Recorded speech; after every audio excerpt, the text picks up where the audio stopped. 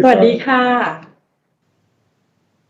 สวัสดีค่ะนักลงทุนนักวิเคราะห์และท่านผู้ชมทุกท่านยินดีต้อนรับสู่งาน Opportunity Day ของบริษัท Symphony Communication จำกัดมหาชนดิฉันธาริรัตน์วงศ์ศรีจันทร์นักลงทุนสัมพันธ์ซึ่งจะเป็นผู้ดำเนินรายการในวันนี้ขอแนะนำมิสเตอร์อเล็กซ์โลประธานเจ้าหน้าที่ฝ่ายปฏิบัติการและรักษาการประธานเจ้าหน้าที่ฝ่ายการเงินซึ่งจะเป็นผู้รายงานผลการดำเนินงานในวันนี้ค่ะหากท่านใดมีคำถามสามารถส่งคำถามมาได้ทางเราจะตอบหลังจากจบการรายงานผลการดำเนินงานค่ะลำดับต่อไปขอเรียนเชิญมิสเตอร์อเล็กซ์ค่ะ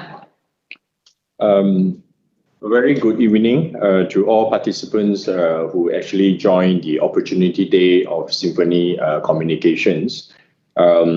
I would like to take this opportunity to actually present the overall Symphony performance of the 2020, including some of the corporate highlights and also the outlook for the 2021.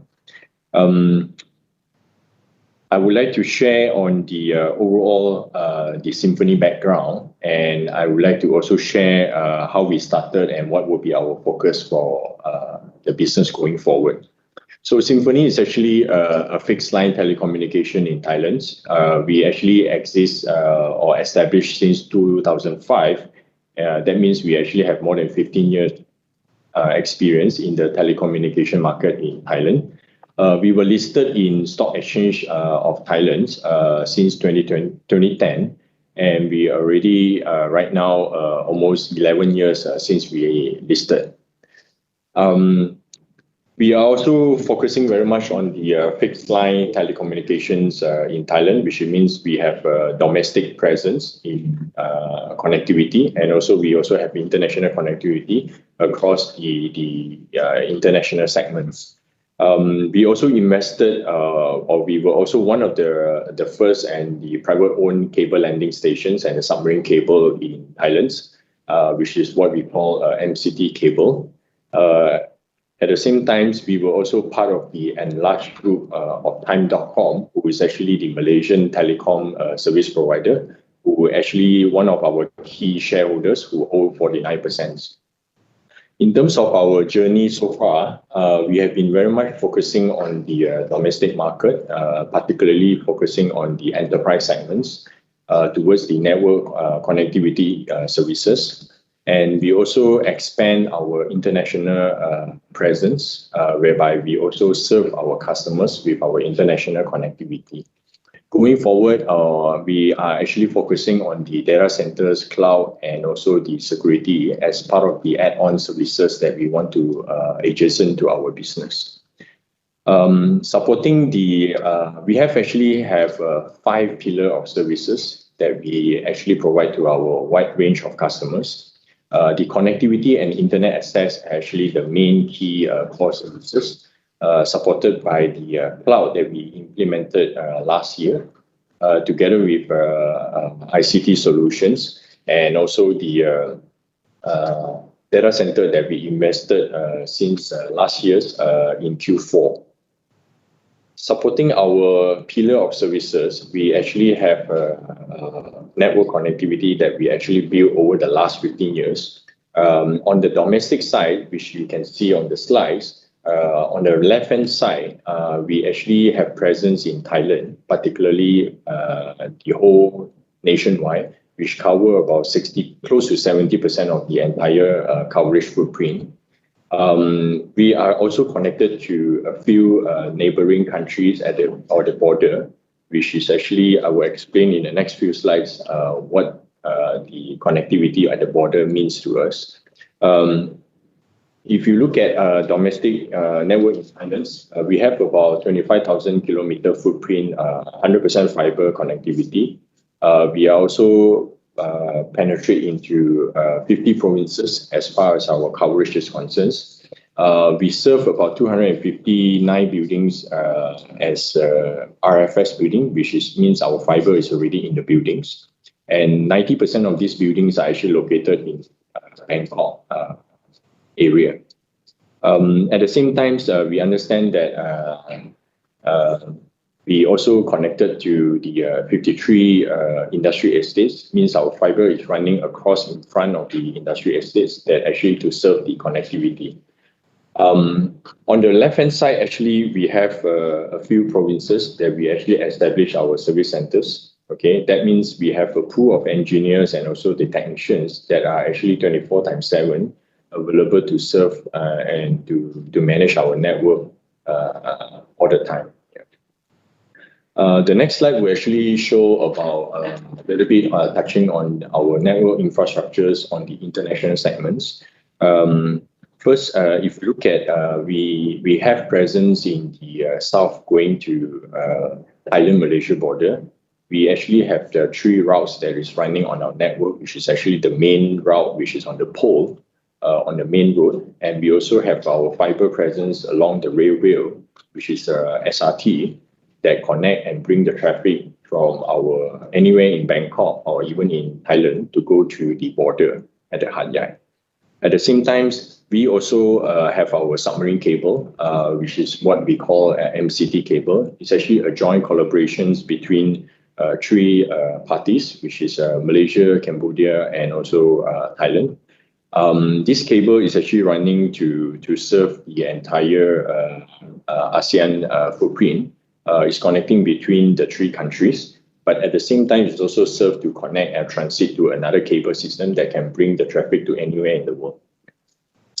The next slide will be on the submarine cable. This is actually joint collaborations between the 3 consortium members, mainly Symphony, Telcotech, which is actually a Cambodia service provider, and PM, which is one of the largest telecommunication service provider in Malaysia. The cable is running about 1,003 kilometers and can serve up to 30 terabytes. And it's actually linked to a few major submarine cables at the Malaysia side and also at the Cambodia to serve to the other countries around the world. On the next slide is actually the bigger picture of our international network connectivity. If you can see on the slides, the small little box is actually the MCT cables, and from the MCT cables, it's actually connected to different cables, which is different colors that we've shown here. It's actually towards the cable that is connecting between on the westbound, intra-Asia, and also trans-Pacific. So those cables already exist right now in the markets, and I think those cables are also part of the Time.com submarine cables access to different parts of the world. So that means in terms of serving the international network connectivity, we are actually from Thailand, anywhere in Thailand, and to bring the traffic out from Thailand and connecting to everywhere using our enlarged group network infrastructures. The next thing is actually to touch a little bit on the Symphony data centers. Last year, we actually invested into the data centers business, whereby we actually join invest together with our shareholder, Time.com company.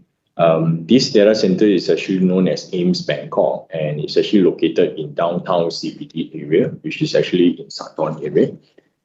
This data center is actually a neutral carrier data center, which is actually meant to serve the co-location business of the Thailand market. This data center is located in CBD. Mainly is also because the uniqueness of being in the major hub and connecting to different businesses in the downtown area. We believe that this data center will actually serve the going forward the demand on the co-locations and also the digital transformations of the enterprises in Thailand. In terms of the technical specs, this data center is about 210 racks. Okay, it's rather a small scale of the data centers in terms of the footprint in Thailand. But in terms of the specs, I think we are actually quite equipped with the relevant specs to support all the requirements from the enterprises or even from the global OTT requirements. That is a quick in terms of what Symphony is and the services and also the network infrastructures that's supporting the Symphony business. I will move on to the overall financial performance of Symphony. This slide is to share with you a quick snapshot of the financial highlight of the company. Since the last 3 years, Symphony is actually able to get back to the positive growth of the revenue. And we were actually able to manage our cost better. In terms of the EBITDA and also the profit, it has actually grown substantially, and we are also happy that we also have quite a substantial cash on hand for us to expand and also sustain the business. At the same time, also given that 2020 was also our investment year for data centers, we also have actually take note on the first year of the operation of the data centers, whereby we have early loss of the operations, but we believe that going forward, we will be able to monetize the data centers, given that the outlook and also the demand going forward. Yeah. In terms of the Q4 and also the full year numbers, what we have shown here is actually the 3 main criteria: the revenue, the EBITDA, and also the net profits. Year on year, I think we have actually top line, we actually grow by 1%, which is actually mainly driven by our services income, our services revenue, that from our connectivity and also solution business. In terms of the cost, that is actually how we manage our costs over the last 3 years. This as well has contributed to a substantial growth in terms of our EBITDA and also our net profit bottom line perspective. Of course, for the year of 2020, or particularly in the Q4, we actually take into account of the pre-operations loss of the data center, which is about 8 million. The next slide is also to share a little bit on the main component of our cost structures. Our cost of services and sales, together with our operating costs, are significantly lower in 2020 comparing to 2019, particularly in terms of the how we manage our costs over the last 3 years. Initially, we started with cost savings programs that we implemented 3 years ago. Over the last 2 years, we also have been very disciplined in managing our costs, and this also has driven our growth in our bottom line perspective. If you look at the trending of the revenue for the last 10 years since we were listed, okay, the company actually has gone through a different cycle of the business because between 2011 to 2015, I think that was the booming of the telecommunication sectors. Okay, the company actually grew year on year from 2011 all the way to 2015. But then the stabilizations of the business and also the industry sectors, we were hovering about 1.3 to 1.4 billion of revenue. Okay, the last 3 years was rather a difficult market landscapes and also the change of the business directions, and we were actually on a declining trend towards 2017, 2018, and probably 2019. We were happy that we actually able to close 2020 with slightly higher than the year before, and we hope that this will continue going forward as part of our business plan to grow the company in the futures. Bottom line profitability wise, initial part of the journey of the company was actually rather interesting and also attractive because the industry sectors were rather at a booming stage back then, okay, during the early 2011 to 2015, which is during the 3G penetrations in the markets, and then before the opening of the markets and the competitions. But over the last 5 years, I think things were rather difficult from the market perspective, the new entrants. We are happy also to able to sail through the tougher period over the last 3 years.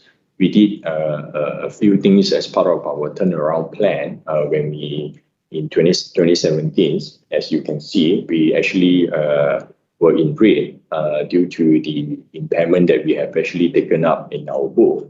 And also substantially over the last 3 years, we have slowly built and also managed our cost better. And we have seen that things have rather improved in 2020. In terms of the EBITDA and also the margin perspective, As far as to the margin of the company, in terms of how we serve our services and also the cost, we are happy that we are still actually above 40% margins, and we are happy that this hopefully will continue going forward as we are facing a lot of competitions. But we believe that the strength of our business and also the discipline that we have in terms of managing the cost would eventually help us to sustain at this level. A quick check on our loan, our debt perspective versus our cash. Today, our cash is running about close to 600 to 700 millions. We did a capital injection back then in 2017, which pushed our cash injection to about 900 million plus. Over the last few years, we have been actually controlling our capex spendings as we want to leverage and monetize or sweating our assets. And we have been also very disciplined in managing our debt obligations. Over the last 3 years, I think if you look at how much the loan balances have reduced, a lot of our cash generations, either from operations or even from the cash on hand that we have, we actually very disciplined in managing the loan perspective. In terms of the coverage ratios, leverage ratios, our debt ratio to equity is rather low at this moment. We were actually peaked at 1.88 back then in 2016, and it actually has slowly came down over the last 3-4 years. And right now we stand at 0.74, which is actually below the what I call it a minimum of the one ratio, the ratio of 1. Debt to EBITDA wise, we also have substantially reduced it. We were back then about 6 times higher. But we are happy right now at below 3 times, and we feel that this is a comfortable position in terms of how we manage our leverage perspective. A quick to share on the outlook going forward. I think in 2020 was actually rather a difficult year for the whole nations and also our telecom sectors. We were badly impacted because of the lockdown and also the pandemic COVID situations. To be frank, Symphony is also one of the party that is also impacted due to this COVID, particularly from a domestic customer perspective. Businesses were closed down, and some of the tourism-related sectors are also our customers are also need to scale down their costs and also to close down, and this also have driven down a lot of our services that needs to be extended or to be waived accordingly. We believe in the second quarters and also the second half of the year with the vaccines, things will rather improve, and we hope that things will get back to normal. And this is also, we will see, hopefully we'll see the economy back to normal track on a full recovery basis. On the domestic market perspective, I think we have seen quite a lot of changing in terms of behaviors. Particularly from a digital transformation standpoint. We believe going forward, this will eventually accelerate a lot of the automations, the electronic services and automations across their business operations.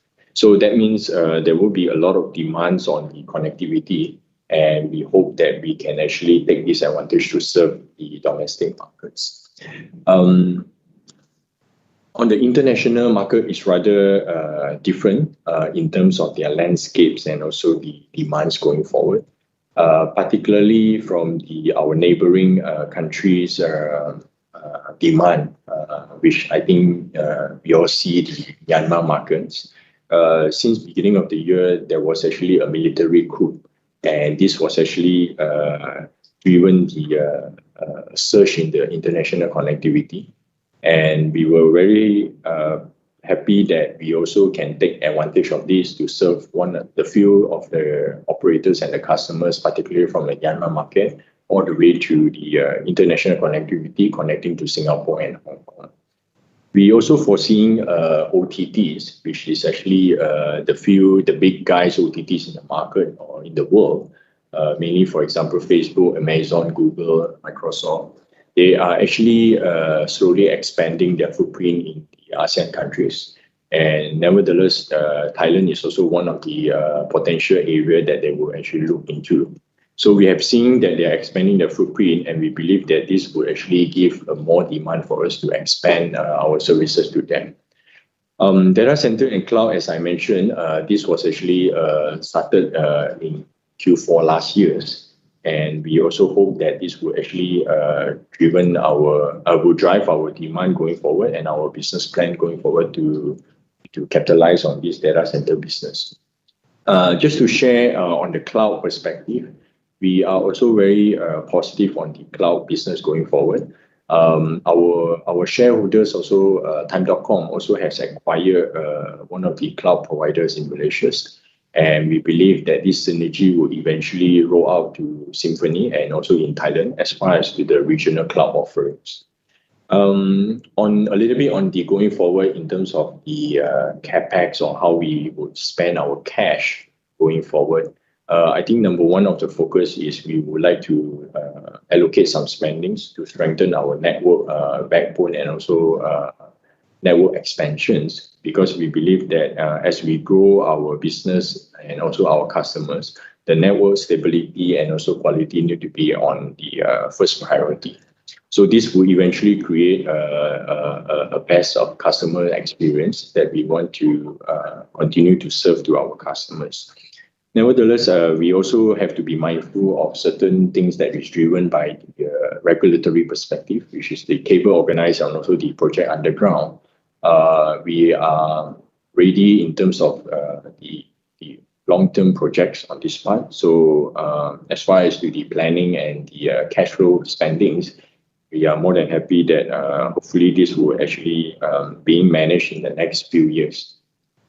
There will be some amount that we would like to spend on the new services. I wouldn't say it's big, as we actually targeting to see what would be the new services that is relevant for our business going forward. We have explored some of the digital services as part of the bundling to our core services. And we hope that going forward, this will be a new market or new segments that we want to try around. Yeah. Basically, that's all on my side in terms of the contents of the slides, and I'm happy actually to take up any questions from any of the participants. ค่ะลำดับต่อไปนะคะเป็นคำถามที่ทุกท่านได้ส่งเข้ามานะคะเริ่มที่คำถามแรกก่อนเลยนะคะ What are the investment plans for this year and in the next 5 years? Okay. As I mentioned, the going forward investments that for 2021, a lot of things will be needed to spend to strengthen our network. Okay, so our average guidance of the capex will be about 300 to 400 millions. So which means going the next 5 years, substantially will be to invest on these things and on the network, and there will be some amount that we need to spend on the new services. Yeah. Okay. คำถามที่สองนะคะ Could you explain more about OTT and cloud platform providers are expanding footprint in Thailand? So today, as you know, we have a few OTTs are actually running their business and also their operations in Thailand. Particularly with the demand of the social media, the technology going forward, the OTTs are expanding their footprint in Thailand. Particularly, is also to drive the CLMV market perspective. So OTTs like Facebook, Amazon, or even Google, okay, they are already in Thailand, okay, and definitely this will actually drive the both ways. One is actually the domestic demand in terms of their co-locations, where their POPs and where their operations is. The second thing is how they link up with the international connectivity to different places in the world, for example, in US or even in Hong Kong. Yeah. So we believe that this would be a key catalyst growth for Symphony. as we are actually able to serve them with our network infrastructures in Thailand, particularly, and also the international going to Singapore and ค่ะคำถามต่อมานะคะ How will the impact of TOT and CAT merger affect the industry and Symphony company? Okay, I think the TOT and CAT merger to become a national telecom has started actually many years back, and we were also aware that the merger would eventually happen, and we are happy that they're able to, after go through many years, the merger has successfully completed. In terms of how the industry will react or the impact, I think it remains to be seen because of this is a two big companies with two different unions, with two companies that have a lot of legacies and the infrastructures and the resources and the manpower.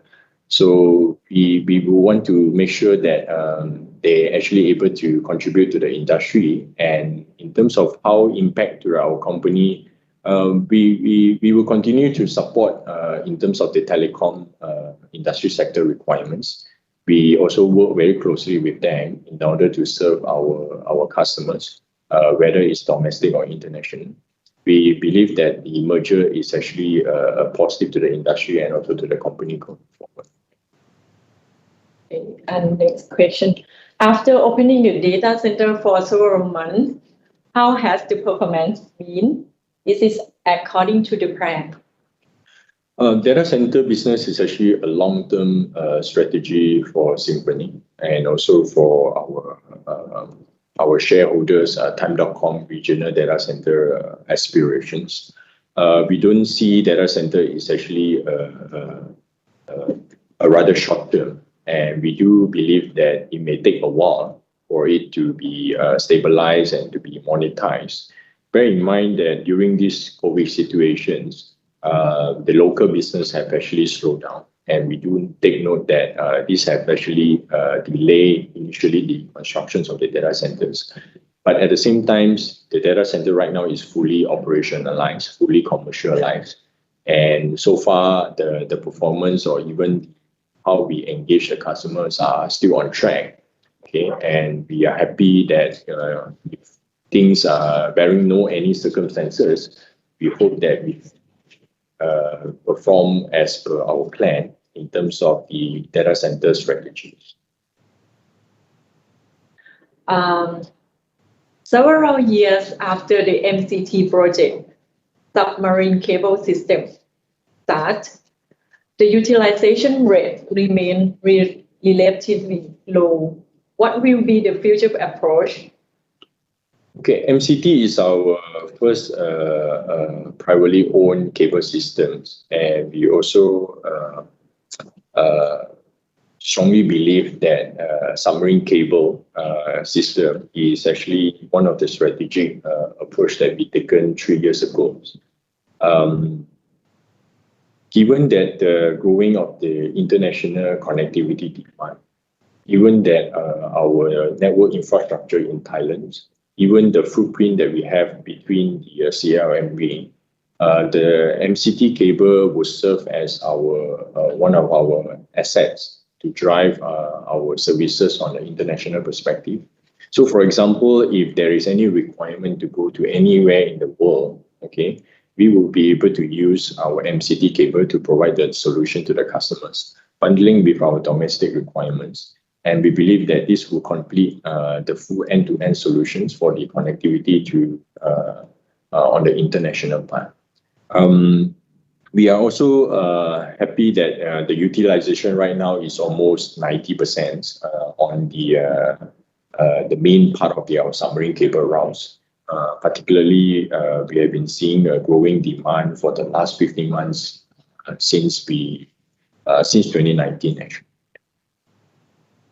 คำถามต่อมาเป็นภาษาไทยนะคะเดี๋ยวจะแปลให้นะคะคาดการรายได้ในส่วนของ Data Center เท่าไหร่ต่อปีแล้วถ้ามีการเช่าเต็มควรจะมีรายได้เท่าไหร่ regarding to the data center how much you expect revenue from them each year, and if we are fully service rental, how much we should get from revenue from them? I think, as I mentioned, the capacity of our data center is about 210 racks. We also have shared the feasibility study when we did our investment back then in July, August.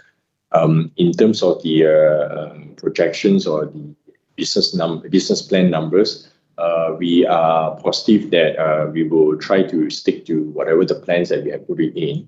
As far as to the performance, we will be able to see clearly in the next few quarters as we are approaching the business in these years. Okay, the next question. How 5G affect the company's core business? Okay, I think 5G is a very big thing in the market, or even to some extent the real cases in the world, or even particularly in Thailand. We see 5G is actually where the mobile operators will be playing. At the same time, we also see a future trend of the 5G that will actually benefiting certain industry sectors. Our core business is actually on the fixed line telecommunications. So we believe in terms of going forward what our core business is. And we also studying in terms of how the 5G and potentially maybe we will be working towards the operators as how we can 5G complement our core business on the fixed line perspective. At this moment, it's too early to say the impact because I think the 5G adoption right now is rather low at this point.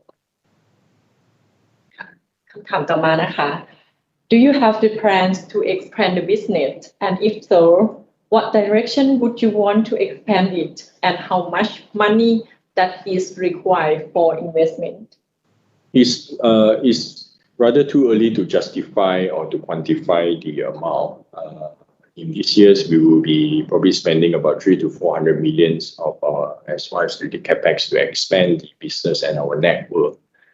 Majority of it to strengthen our network quality and also our network backbone expansions.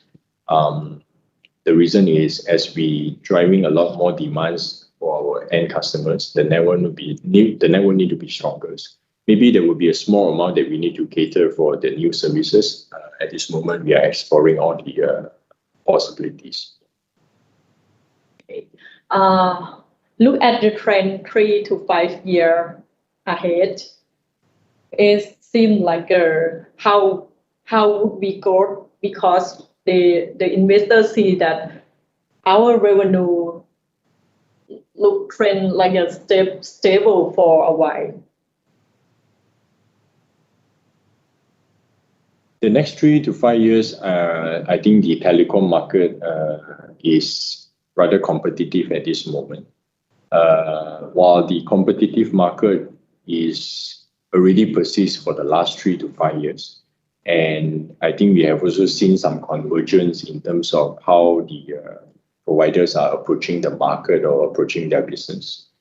We are well aware of the demand going forward, particularly from network infrastructure or connectivity perspective. We have seen a growing demand, particularly from data center cloud perspective, which is also adjacent to our core business, which is the network infrastructure services. We also have seen some adoptions in terms of the digital services going forward. We also aware of the landscape of the market in Thailand particularly.